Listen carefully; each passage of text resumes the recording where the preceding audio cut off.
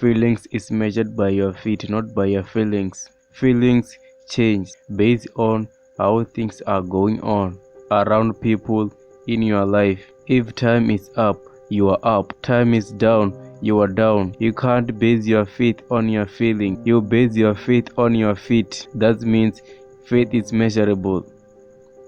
It is not you can know you have it or not. You can always know where your feet are moving, which way your decisions are taking you. When you define faith by the movement of your feet, faith in you become real. So because you grow a person of great movement, and the bigger you make God in your life and your movement consistent with your scope of each size, the greater your faith will be.